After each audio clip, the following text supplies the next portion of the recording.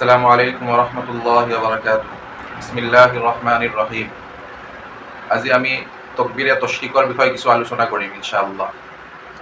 তাকবীৰে তাশৰিক number ১, তাকবীৰে তাশৰিক কোন দিনাৰ পৰা আৰম্ভ হয় আৰু কোন দিনা শেষ হয়। নম্বৰ ২, তাকবীৰে তাশৰিক কেতিয়া কেতিয়া পঢ়িব লাগে। নম্বৰ ৩, তাকবীৰে তাশৰিক পঢ়াটো কি। নম্বৰ ৪, তাকবীৰে তাশৰিক কেইবাৰ পঢ়িব লাগে।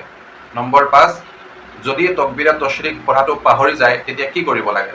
নম্বৰ ৬, তাকবীৰে তাশৰিকৰ দিনত যদি নামাজ কাজা হয় তেতিয়া তাকবীৰে তাশৰিক কি কৰিব লাগে, কেতিয়া পঢ়িব লাগে, পঢ়িব লাগে নে নালাগে। আজি এই ৬টা বিষয় ইনশাআল্লাহ আমি ভালকৈ আলোচনা কৰিম। নম্বৰ ১, তাকবীৰে তাশৰিক কেতিয়াৰ পৰা আৰম্ভ হয় আৰু কেতিয়া শেষ হয়। তাকবীৰে তাশৰিক আৰম্ভ হয় জিলহজ মাহৰ ৯ তাৰিখৰ ফজৰৰ নামাজৰ পৰা। জিলহজ মাহৰ ৯ তাৰিখ ফজৰৰ নামাজৰ পৰা আৰম্ভ হয় আৰু জিলহজ মাহৰ ১৩ তাৰিখ আসৰলৈকে তাকবীৰে তাশৰিক পঢ়িব লাগে। তাকবীৰে তাশৰিক জিলহজ মাহৰ ৯ তাৰিখৰ ফজৰৰ নামাজৰ পৰা আৰম্ভ কৰি ১৩ তাৰিখ আসৰ নামাজলৈকে পঢ়িব লাগে। এতিয়া হ'ল ২ নম্বৰতে তাকবীৰে তাশৰিক কেতিয়া কেতিয়া পঢ়িব লাগে। তাকবীৰে তাশৰিক পঢ়িব লাগে প্ৰত্যেক ফৰজ নামাজৰ পিছত। প্ৰত্যেক ফৰজ নামাজৰ পিছত আৰু পুৰুষসকলৰ বাবে ঈদৰ নামাজৰ পিছত তাকবীৰে তাশৰিক পঢ়িব লাগে। তাকবীৰে তাশৰিক পঢ়াটো কি। ৩ নম্বৰতে হ'ল তাকবীৰে তাশৰিক পঢ়াটো কি। তাকবীৰে তাশৰিক পঢ়াটো হ'ল ৱাজিব।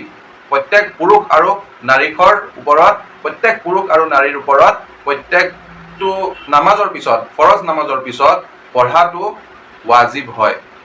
কেইবাৰ পঢ়িব লাগে। ৪ নম্বৰতে আহিল আমি কেইবাৰ পঢ়িব লাগে। এবাৰ পঢ়াটো ৱাজিব হয়। পুৰুষৰ বাবে বুলন্দ আৱাজ অৰ্থাৎ ডাঙৰ আৱাজেৰে জোৰে পঢ়াটো ৱাজিব হয় আৰু মহিলাসকলৰ বাবে লাহেকৈ পঢ়া, আস্তেকৈ পঢ়াটো ৱাজিব হয়। এবাৰ পঢ়িব লাগে। দুবাৰ বা তিনিবাৰ পঢ়াটো কিছুমানে সুন্নত বুলি ভাবে, কিন্তু সুন্নত নহয়। সুন্নত নহয়, মুস্তাহাবো নহয়, একো নহয়। কোনোবাই যদি এবাৰ পঢ়াৰ পিছত এনে চোৱাবৰ কাৰণে যদি সুন্নত বুলি ভাবি নহয়, চোৱাব হাচিল কৰিবৰ কাৰণে যদি দুবাৰ তিনিবাৰ পঢ়িব বিচাৰিছে পঢ়িব পাৰে, কিন্তু পঢ়াটো সুন্নত নহয় বা ৱাজিব নহয়। এবাৰ পঢ়াটোহে সুন্নত হয়। নম্বৰ ৫, যদি তাকবীৰে তাশৰিক পঢ়িবলৈ পাহৰি যায় তেতিয়া কি কৰিব।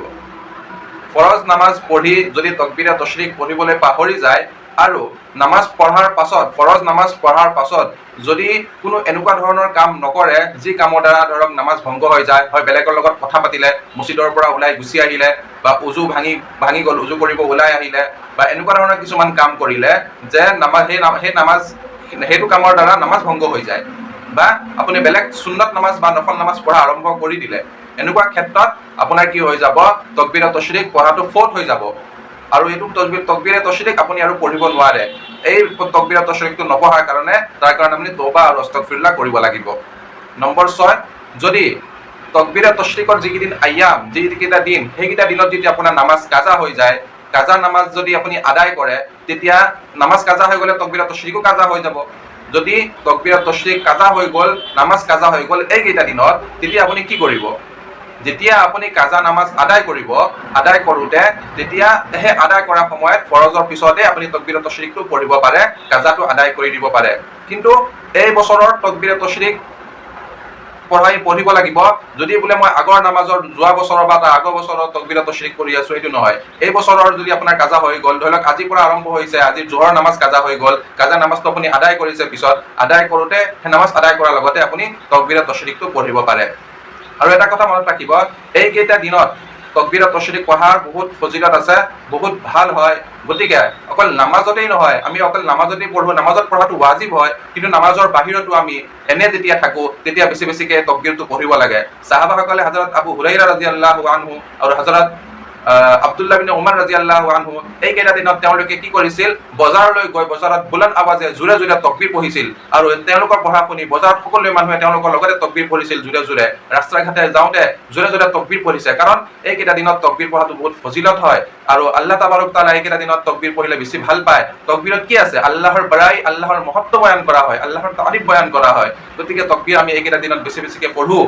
বেলেগ দিনাও আমি তাকবীৰে তাশৰিকটো পঢ়িব পাৰোঁ, কিন্তু এইকেইটা দিনত পঢ়িলে যিমান সওয়াব, সেই সওয়াবটো আমি বেলেগ দিনত হাসিল কৰিব নোৱাৰিম। গতিকে আমি বেছি বেছিকৈ তাকবীৰে তাশৰিক পঢ়োঁ, আৰু আমি আশা কৰোঁ আমি গোটেইকেইটা মাছালা ভালদৰে বুজি পালোঁ। এতিয়া মই কৈ দিছোঁ তকবীৰে তশৰিকটো কেনেকৈ পঢ়িব লাগে। আমি বহুতে ভুল কৰি দিওঁ পঢ়োতে।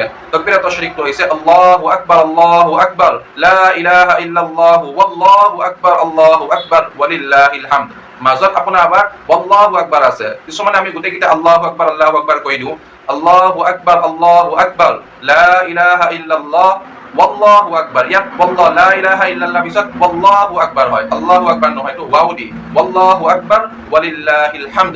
আমি যাতে সকলোৱে এইটো পঢ়ো, আৰু যিসকলে মছজিদত নামাজ পঢ়ে সেইসকলে এজনে পাহৰি গ'লে আন এজনে জোৰেকে পঢ়ি দিলে মনত পৰি যায়। কিন্তু যিসকল মহিলা আমি ঘৰত নামাজ পঢ়ো, এই মহিলাসকলৰ কাৰণে জাই নামাজত এই দোৱাটো লিখি যাতে থৈ দিয়ে বা এনেকুৱা এটা চিষ্টেম কৰি ৰাখি দিয়ে যাতে নামাজ পঢ়াৰ লগে লগে এই দোৱাটো সন্মুখত চকুত পৰি যায়, যাতে আমি পঢ়িব পাৰোঁ। আমাৰ দ্বাৰা যাতে এইটো ফট হৈ নাযায়। আমি যদি পাহৰি যাওঁ, পিছত যেতিয়া আমি পঢ়ো, নামাজ শেষ কৰাৰ পিছত যদি পঢ়ো, আমাৰ এইটো আদায় নহ'ব।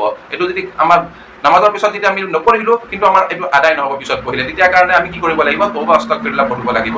আল্লাহ তাআলা আমাক সকলোকে বুজাৰ তৌফিক দান কৰক। ওয়া মা আলাইনা ইল্লাল বালাগ।